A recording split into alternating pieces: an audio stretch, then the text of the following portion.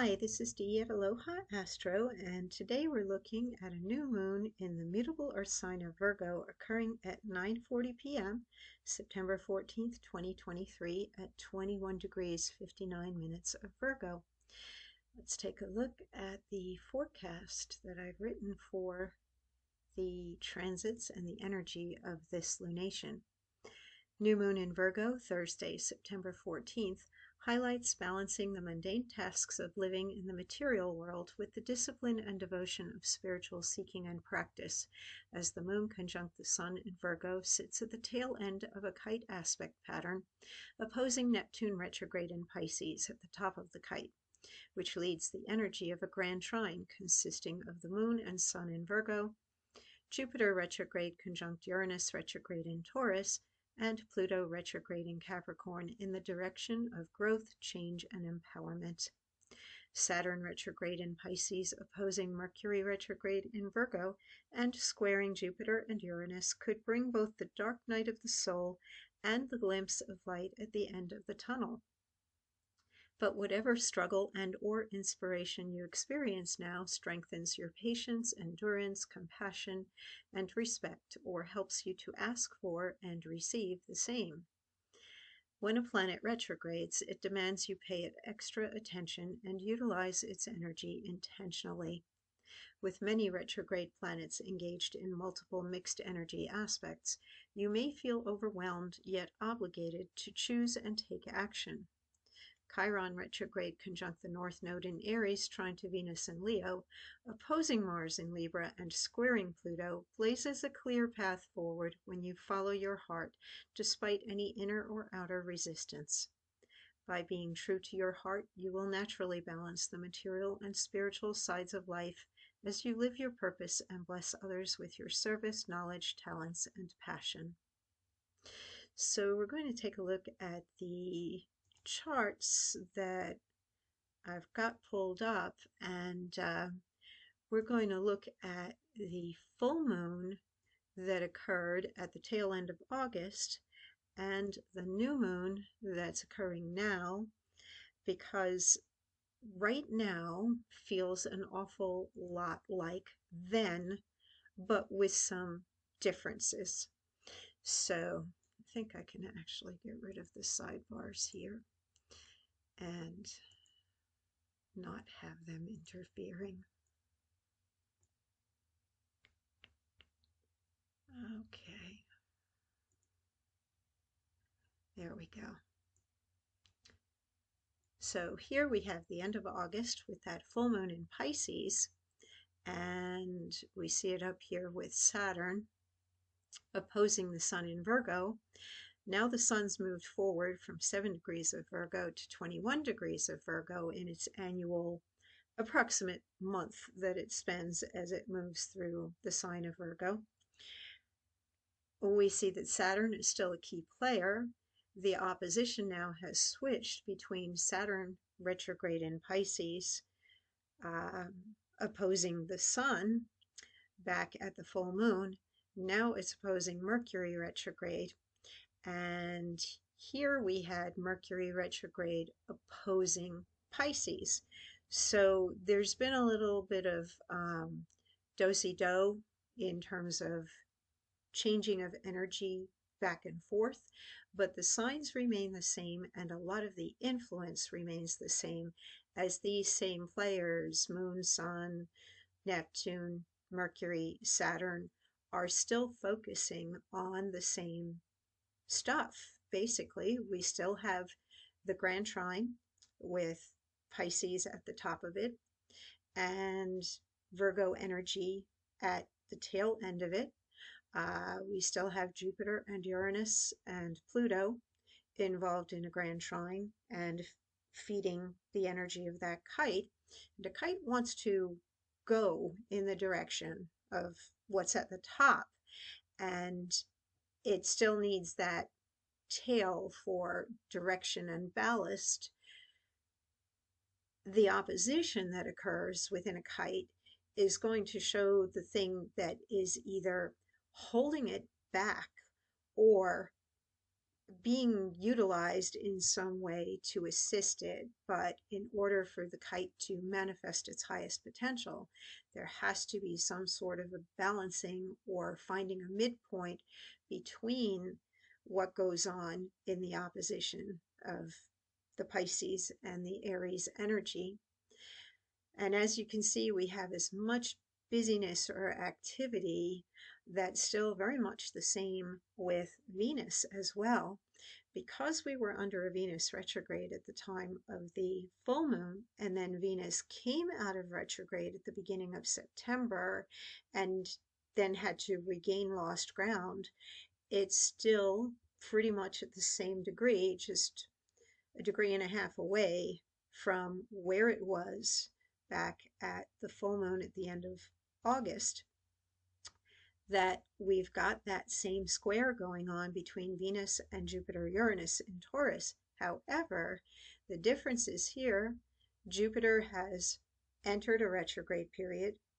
It was not retrograde in the last lunation's chart, but just after Venus turned direct, I think September 4th, was also the day that Jupiter went retrograde. It feels like you're getting to choose again, is what I'm trying to say. Like if you have this feeling of deja vu, or you're back where you started, that you've been going in circles or meandering and not really knowing which direction you're going in, but looking at all your options, you're basically back at the same issue, but it may be a bit easier this time around, now that Venus is out of retrograde, to tune into the trine with Chiron and the North Node in Aries. Aries is the cardinal fire sign that says, I am. And we had that trine also back at the end of August. However, it might have been harder to use it, or you might have lacked some clarity, or you anticipated not getting what you wanted. You anticipated disappointment, or you rolled over and played possum, because Venus was making this sesquisquare to Neptune in its retrograde. And that little subconscious tug that was like, oh, but I'll be disappointed, or oh, it's not going to work out anyway, I'll never get what I really want, took away some of the fire that's in this trine between two fire signs, and the courage and the passion and the being true to your heart and doing what you know you need to do, which you know is the right thing to do. There may have even been some questions with this quincunx going on with Mercury retrograde to Chiron, but good news, everybody. We don't have a kind of so-so, either or, not sure quincunx going on anymore with Mercury. We've got that trine happening to Jupiter and Uranus, and the opposition to Saturn, which, even though that is an opposition, this opposition has a bit of toughening to it, especially since Saturn is connected to the planets of growth and change, as well as Mercury. And the big thing that's coming is that tomorrow Mercury comes out of retrograde and it begins its forward motion just as you're coming out of the dark of this new moon introspection, where you're going to examine the who, what, when, why, where, how of something, and you're going to look at your options and then discern what is best, figure out what you need to let go of.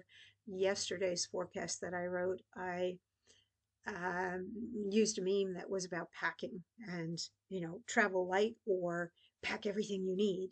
And in reality, as anybody who's ever done, a serious backpacking trip knows, that you have to figure out what's essential and pack as light as possible. That somehow you have to do both here. With all these retrograde planets, guaranteed you're going to be looking at the past, whether it was your past failures or successes or things that you dreamed of but didn't go after. And now it's kind of like when we've got a spiral, and I truly believe that we grow in more of a spiral pattern than a direct line. And if you look at the whole Fibonacci sequence in nature and how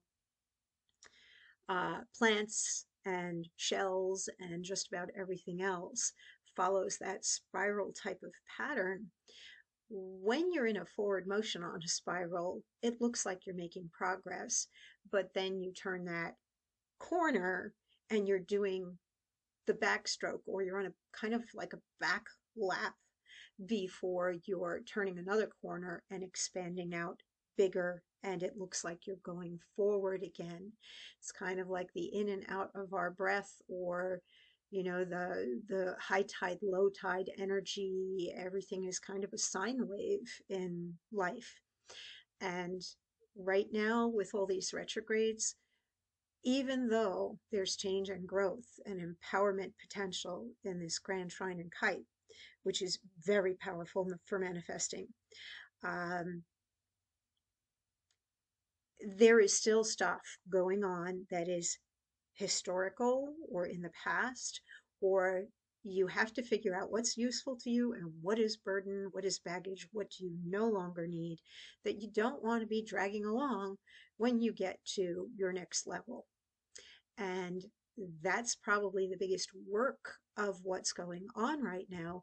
And that can feel very confusing because we have a lot of mutable energy at the moment with the sun, moon, Mercury, Saturn, and Neptune being the prominent planets in this lunation. And mutable means flexible and adaptable, being able to see multiple options, being able to change your mind, being able to flex and adapt and respond in the moment. And to kind of let go, I think it's important to differentiate between discernment and judgment, between um, choosing carefully versus blocking all possibilities or negating before trying and seeing if something works. And that's some of the lesson in Saturn right now, where we can fine tune that.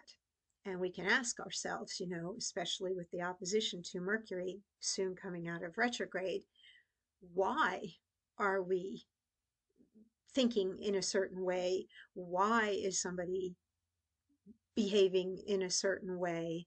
And the questions lead to the answers. After we gather the data and the actual viewing of the effect around us, most of what we see in our world is an effect of somebody's thought and an outpicturing of that thought. And most of what's going on in your life, if you really dig deep enough, you can probably find the originating thought and feeling that put you there. Uh, and then you have the power to change and grow and basically think again. So there may be some replacements going on in your thinking once you evaluate and determine what better thoughts could you be having as you're looking toward the future. But at the same time, you can't ignore the shadow side of things or the past, or in order to heal and grow, you do have to go into what is not working or what is painful. And the mix of the easygoing, supportive trines and sextiles and the more challenging, I consider them like pry bars and activations of squares and oppositions to get you going, to move you forward, mean that it's not all joy, happiness, love, light, and ease. There's going to be work involved, and some of it might be kind of yucky, or, gee, I thought I was done with this. Why am I back here again? Well, there must be a good reason why you're back there again. And just be okay with the fact that you get to have a second chance, or maybe a third or a fourth, until you get it right, or until you are able to move past something, or until you are willing to try and do the thing that you really want to do rather than listening to everybody telling you that you can't. And that is definitely something that might come up while Mars is in a relationship oriented sign in Libra. And Mars is an action oriented planet. And it can be, even in a Venusian sign of Libra that can, put on the social etiquette and aim for compromise, it can still feel like pressure or bullying, or that there's no way that both people are going to be happy uh, because of that opposition to Chiron retrograde in Aries, conjunct that North Node, and then Pluto, power, control, crisis, transformation, upheaval, fear. Um, it's a powerful planet. It intensifies anything it connects with. And it's doing great things with Neptune, Jupiter, Uranus, Sun and Moon. But they're squaring Chiron and the North Node. Nobody's going to go and be helping you out unless you also show up and declare and decree something. That this is kind of like a God helps those who help themselves type of a chart, that you have to put some of your own energy into it, even if you're scared, even if other people are opposing you, or you have something big and powerful that appears to be controlling you. Once you say, no, I'm ready, I'm ready to do this, then the other aspects that Pluto forms and that Chiron forms have more weight to them than that square. But you know how something very small can be very terrifying. Anybody afraid of spiders can tell you that. This square can feel extremely intimidating or limiting if you let it get the better of you. And only you can decide that you're not going to let something get the better of you. So, a very interesting and potentially magical chart, actually. But a lot of the growth and change comes about through the toughening up, or getting the blisters before you get that callus, before you get stronger, or the muscles that ache before you get the big muscles from working out. So you're going through that right now. And just know that for every hard thing that you might be feeling, there's another planet you can look toward. If you're looking here with Saturn, well, it connects in a challenging way with Jupiter and Uranus, and a challenging way to Mercury. But then look at what Mercury and Jupiter and Uranus are doing together. Literally like mind over matter.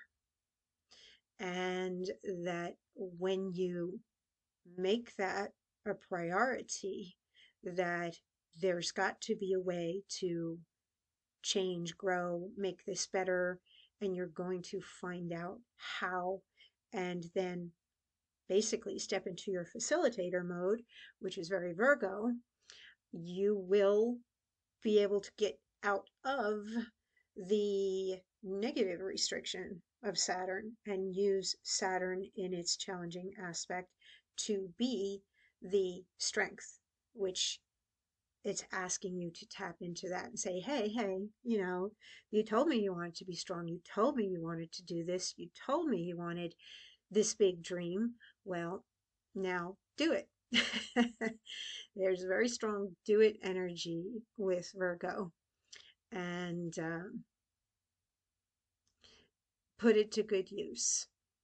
And know that whatever you are doing right now for yourself, it is highly likely that when you are choosing what makes you happy and you become fuller, you are more for everybody else. If you are giving that power away and doing what everybody else wants you to be doing, then you are actually less than yourself, which is not fair to others. Then you're cheating yourself and you're cheating them. All right, let's look at the Sabian symbol and see what it has to say for 22 degrees, because we're rounding up. We're at 2159, very close to 22. A royal coat of arms enriched with precious stones. Keynote: the certification of aristocratic status at whatever level nobility expresses itself in cultural eminence. Once more, a reference to ancestral achievements occurs among these symbols for the sign Virgo. It is seen here in its most exalted character, for royalty is spoken of. Traditionally, the king is the spiritual symbol of unity of an integrated nation. As a coat of arms is visualized, we are dealing with a status that is not merely personally acquired, but has its roots in a notable past. Every great adept has come out of a line of human beings who have made their marks upon human evolution. Spiritual attainment is the result of a series of long repeated efforts, which is something that I mentioned in the forecast, that Saturn in Pisces energy right now, and the discipline and paying the attention, doing the material physical thing with the Virgo energy, tapping into Neptune and Saturn in Pisces, which is the spiritual side of things. It is the end of a royal road, Raja Yoga, in the broadest sense of the term Raja, meaning king. This second stage symbol contrasts with that of the first in that it refers to heredity rather than to the training of youthful raw material. Gautama, the Buddha, was known occultly as he who comes after his predecessors. The coat of arms represents the collective status, the spiritual office. Whoever wears it assumes the responsibility of an office. As the French say, noblesse oblige. Nobility confers upon a man exacting responsibility. The question implied in the symbol is, are you willing, able, and ready to assume a royal office at whatever level it may be? Well, our current transits definitely speak of being between, the sense of being between worlds and looking at past and moving toward future and raising up our vibration or choosing to aim higher. And when they talk about the royal road, that makes a lot of sense in our present trine between Venus in Leo and Chiron conjunct the North Node in Aries to step into that which you are fated or destined in this lifetime, where you are going to be fulfilling your karmic obligations and learning as you go through life the things that have the greatest meaning overall for you. And yet we have the energy of service in Virgo, and Venus is in a sextile to Mars in Libra. You don't have to fully sacrifice yourself to the will of another to be of service to somebody else. You can still be doing what you love or true to your path, and that will benefit the other person more than being entirely sacrificial. In fact, doing service related or giving purely for the reason of perhaps as an insurance policy, I want to get into heaven, so I'm going to make sure I do X amount of community service every week so when I die I'm not kicked out. That may work, but it works better when you are giving freely from your heart and sharing something that you are meant to be sharing. Um, and you are being responsible for that, and you're owning it and claiming it as a master, that this is something that you have mastered, that you feel responsible about, and that you feel a sense of duty or obligation to be sharing that with other people. And that's more likely to be getting you the spiritual security that you might be seeking. Um, okay, I could probably talk for hours on the present transits that we have. Maybe in this new moon, meditate literally upon looking at the chart, even if your level of astrological knowledge is very basic. I truly believe that all charts are activations, and on any given day, the energy patterns of the transiting planets are there for us to tap into. And this is a visual representation of the energy. So similar to meditating upon a mandala, make this your mandala for the new moon. And perhaps think back to where you were at the end of August at the full moon in the opposing sign of Pisces, when the sun was in Virgo, opposing the moon conjunct Saturn, and compare then and now, and intuit the differences. And I would say pat yourself on the back for the progress that you have made, because it's a convoluted path that the planets have us walking in right now that is spinning us back while it's spinning us forward, with occasional little timeouts in between. Um, it's a process. You're going through a process. All of life is. But particularly right now, it very much feels metamorphic. And you may gain further energy or insights just by looking at these charts and meditating upon them. Whether you know astrology or not, I still think that they can be of help to you at this new moon. And of course, if you know your own chart and you know how to access it at astro.com, where you can set up a free chart. You go to astro.com, free charts, enter your natal information.